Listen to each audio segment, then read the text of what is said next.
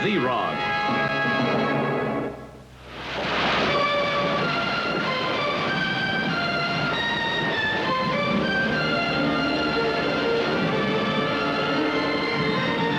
For many years, the nations of Earth have been sending exploratory hardware into the outer reaches of space. These investigating satellites orbited various planets, trying to discover whether or not they could support life as we know it. So it was only natural that someone located in these dark, unknown regions would want to know what we were up to.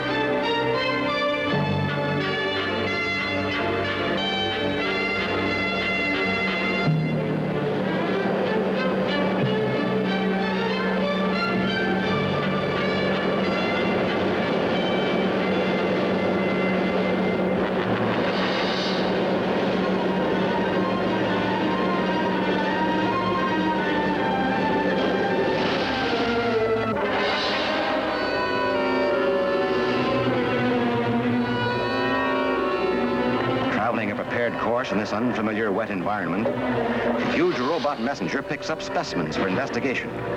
Meanwhile, aboard the aircraft carrier Houston, Admiral McGonagall says, "And it was the biggest comet I've ever seen, Fathom.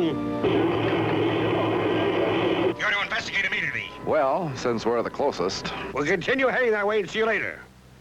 Be sure to contact me once if you spot anything of particular interest." Oh, yeah. Like what, Maggie? You're not going to believe this, Fathom. One of the reports claimed that comet was a spaceship of some sort. Out here. Hot doggies! We're all going to be eaten alive by them Martian bugs. Sailor, do you have a flight ticket this vessel might be located? I surely do, sir. You've got 10 seconds to reach it.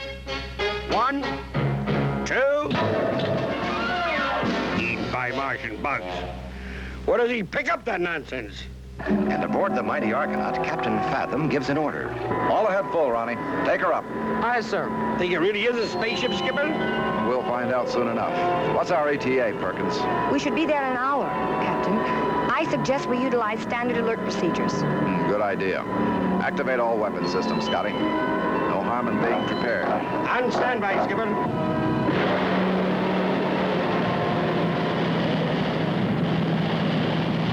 And as the mighty Argonaut races across the Pacific, an innocent fisherman makes a strike.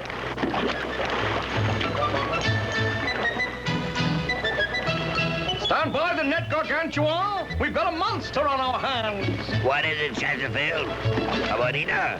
Feels more like a baby bouncing barracuda. Uh-oh, here she comes, Leroy. Hang on, Chesterfield. Don't let it break loose. The alien robot submarine slowly rises toward Chesterfield and his companion. Little do they suspect what's about to happen. Look, Chesterfield. You've caught a tank of some sort. What do you think? I think, my boy, we've been using the wrong kind of bait. And, egad, what's that? Watch yourself, Chesterfield. Strange-looking thing. Probably a communication device of some sort. Stand back, Napoleon. I shall attempt to communicate with them, whatever they are. Can you hear me down there? We're friendly. We mean no harm. Over. What has happened to Chesterfield and Slag? I'll tell you what's happened to us, Genghis. We've been caught and canned like a herd of sardines. That's not funny, Chesterfield. I'm scared. Get a grip on yourself, Tarzan. I suggest that a bit of exploring is in order. Yes, indeed. We may be on the verge of a fantastic discovery. I'm still scared. As the tremendous alien vessel continues its journey along the bottom of the sea, less than 10 miles away aboard the Argonaut, Miss Perkins makes an observation. Blip to port, Captain. From the size of it, we've located our friend. It must be tremendous. Activate the aquaviewer, Liz. Yes, Captain. Aquaviewer on. Ease a port, plainsman. Great day in the morning. Stand by, crew. All hands to battle stations. What do you think it is, Captain? Beats me, Liz. But I know one thing. What's that, Skipper? That vessel is an unfriendly from outer space. Our weapon system is likely to have all the kick of a wet noodle. May I make a suggestion, Captain? Yeah. We should get behind those rocks ahead of us. We could get a good look at that thing without being observed. Well, I'm sure they've spotted us by now, but... Okay. Ease her behind those rocks, Ronnie. The Argonaut stops behind some huge rocks and awaits the robot submarine. A moment later, the mysterious alien vessel drifts by. So huge is the monstrous machine that in comparison, the Argonaut is no larger than a minnow. Inside the strange submarine, Chesterfield says, One thing becomes perfectly evident, Anthony. What's that, Chesterfield? I haven't the foggiest idea how this vessel operates. Kind of burns the enchiladas, doesn't it? What are we gonna do? Can't stay aboard this tin can forever. These blinking lights are significant, Mandrake. I shall now push a few buttons, even though the thought permeates my quivering body with uncontrollable fear. I wish we had more lights down here. I can't see a thing, except for this here panel. Now, if we just press this green button like this, we'll... As Chesterfield touches the button, the monstrous vessel leaps forward with an ear-piercing whine. Man, look at her go. Plainsman, all ahead full. Bearing, Miss Perkins. She's off the screen, Captain. Give me a 500-mile radar sweep. Emergency speed, Plainsman. Yes, sir. That crazy ship scared me, Skipper. I've never seen anything like her before. Got a picture, Liz? Captain, this is impossible, and yet What is it? that sub is heading for the surface. Its speed is approximately 1,200 knots. 1,200 knots. Great day in the morning. Aboard the fantastic robot submarine, Slag shouts, Do something, Chesterfield. I got a feeling we're no longer in the water. If the green button sends us ahead and the yellow button makes us rise, then this red button... makes the monstrous robot sub stop and drop like a rock. Aboard the aircraft carrier Houston, Admiral McGonigal says, All I did is stop. Full speed astern. On the double. What is it, Captain, sir? We all in trouble? It's a rocket ship of some sort. When that thing lands, we're going to get the biggest waves ever hit this vessel. Watch yourself. Here she comes. the robot submarine again races through the sea. And aboard the Argonaut, Miss Perkins shouts, Captain, it's the monster submarine again. It's heading right at us. Plainsman, hard to starboard. and as the mighty Argonaut turns to escape this new danger, what will happen now? I'll shoot myself. Sim carbonolis negrata alfantra? Sorry, my dear. Can't understand a word you're saying. Had the same trouble in Afghanistan back in the spring of '38. Yeah? Sorry about that. I see you speak Anglo-Saxonese. Zounds, what luck, Cornelius. She speaks English. Yeah. Would you please stand by for an important message from Xerog? Xerog here, with an important message for the Earth creatures aboard robot colony F5001. Yes, my dear Xerog. We await with bated breath your fabulous words of intergalactic wisdom. Proceed. Keep your corner-straighting digitalices off the spectrum modulator. I don't get it, Chesterfield. What'd he say? We were told, my boy, that if we touch the control panel again, we will be beaten severely about the head and shoulders. Now, on your left is a small rectangular yellow panel. Press it. Xerog, you wouldn't activate the... Silence, you drop. Up here, that's considered a big insult. Now, press the panel. One moment, sir. What happens when the panel is pressed? The safety measures aboard robot colony F5001 are set in motion. Merely a precautionary device. It's okay to push it. How's that? Zounds, Gargantua! No telling what you've started. If you will look to your right, you will see a small black floating box. This is a mechanical brain. It is now in complete control of the robot colony. Egads! What an unabridged stroke of bad luck. Looks like the warehouse foreman in a sponge factory, Lucius. And as the huge robot sub gains on the hapless Argonaut, Captain Fathom says, Fire laser beam, Scotty. Aye, Skipper. It's no use. She's still after us. Brace yourselves. We're going to crash. just as a collision appears imminent, the huge monster robot submarine begins to slow down. The mechanical brain has saved the day for the Argonaut. It's falling back, Captain. That sub has stopped. Good gravy. That was close. Bring her about, plainsman. 180 degrees. There's something hairy about that sub. What are you going to do, Skipper? It's obvious our weapon systems can't stop her. Break out my scuba gear. I think this calls for a personal investigation. Want me to go with you? I could. No, I want you to contact the aircraft carrier Houston instead. Tell Maggie what's happened and to stand by this area. If anything happens to me, he's to alert the Navy and attack this thing.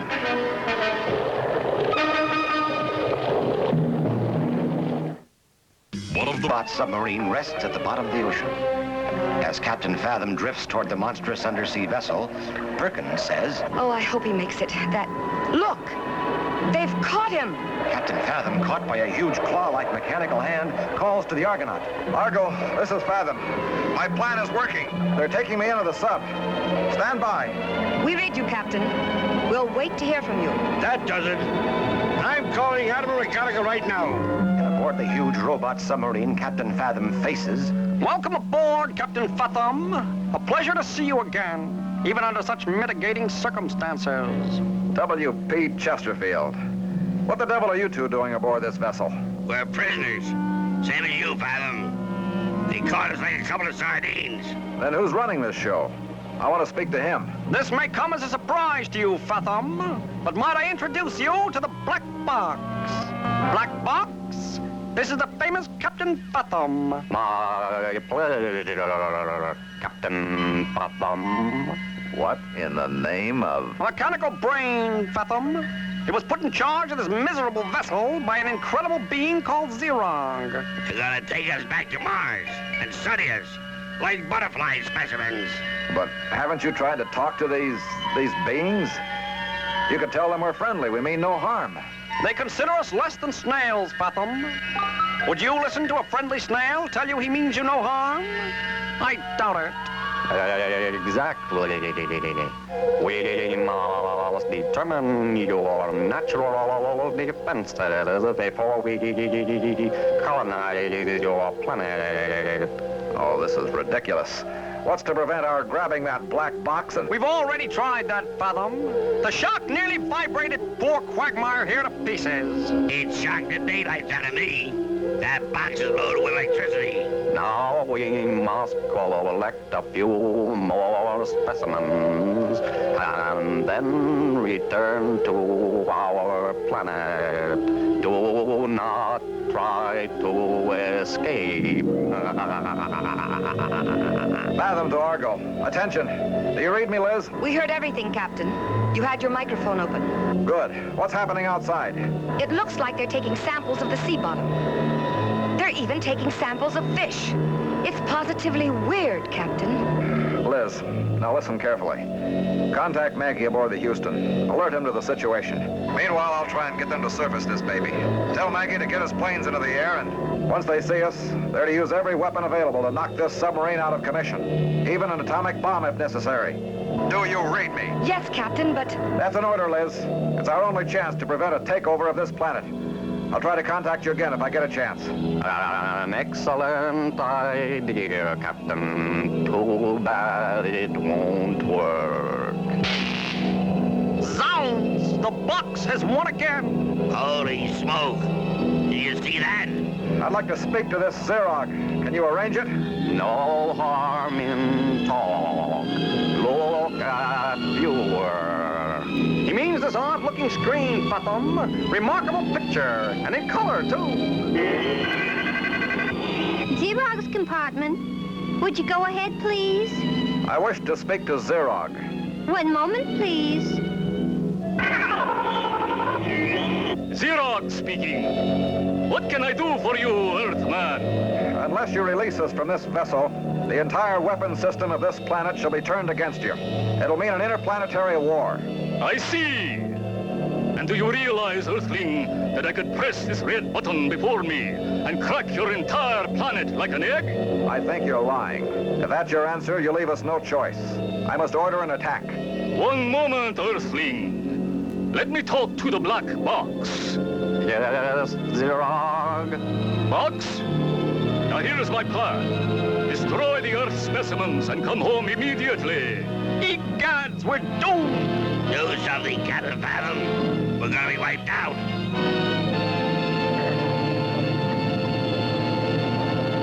Chesterfield and Slag are about to be destroyed by an alien visitor from outer space. In panic, Chesterfield says, Hold it a moment, Box. Can't we discuss the situation like gentlemen? There's no need to rush into this. The Xerog has spoken. I must destroy you. Doc Chesterfield! Now maybe we've got a chance. You've done it again, my little behemoth. Zounds, what a stroke of genius. Hold it, men. The submarine's on the move again. the mighty robot submarine races through the ocean and begins to rise. And at the surface aboard the aircraft carrier Houston, Admiral McGonagall shouts an order. Now hear this. Mind your battle stations. When you see a loading submarine, open fire. Our airplanes are in the air, sir. Good. If that sub tries to escape, we'll break her in two. Hot doggies! Here she comes! Just look at that! And as the robot submarine leaps from the sea,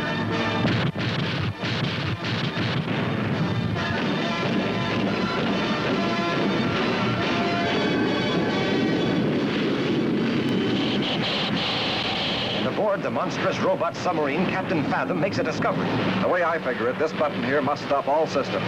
If we're right, we can fall back into the sea. Push the button, Captain. Right now, I'd try anything. Okay, here goes. And as Captain Fathom touches the button, the huge robot submarine falls back into the earth. By my great Aunt Maud, we got her, sir! Secure all stations. Stand by for tidal wave. And aboard the Argonaut, Scotty says, Great day in the morning. That sub fell back into the sea. I can't reach Captain Fathom. You don't think they... All ahead, forward. Emergency speed. Pull the plug.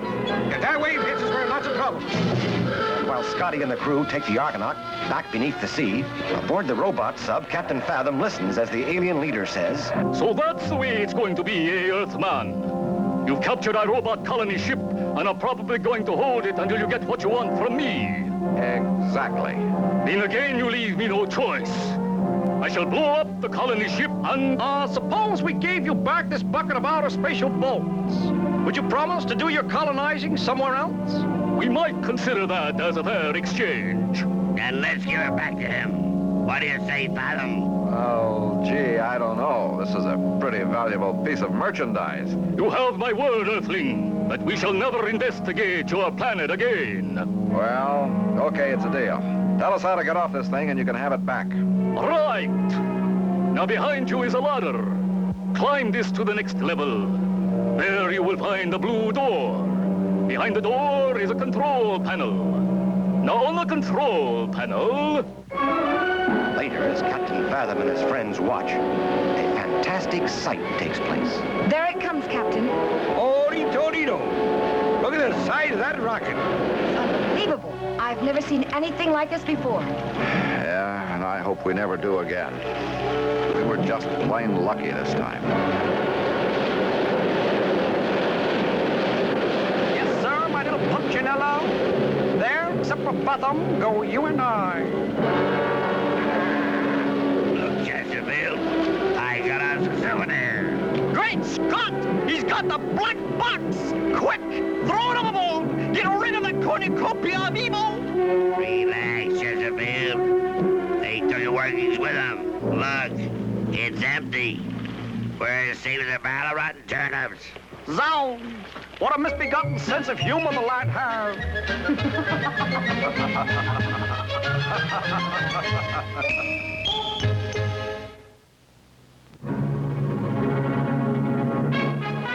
Hey kids, have we got a surprise for you in the July school holidays? Fat Cat's Carnival of Fun is coming, so save your pocket money and stay tuned.